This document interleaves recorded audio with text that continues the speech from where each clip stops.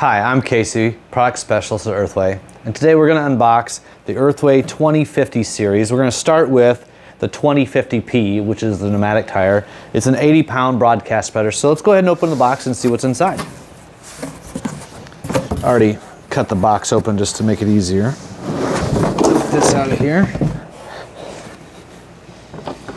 All right, we've got the instructions right here.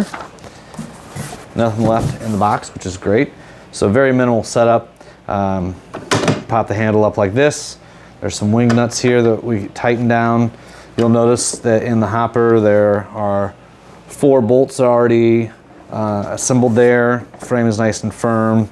Tires are good to go. We'll use this cable drive here and make sure it opens the 3-hole system down there in the hopper. So that's all functional. So everything in here looks good. We'll go ahead and tighten down the nuts here, and man, we're good to go. So this is the EarthWay 2050P 80-pound broadcast spreader. Visit us at earthway.com for additional content and videos where we walk through all the key features of this model, as well as some other products that might find interesting to you. I'm Casey, your product specialist. Thanks again.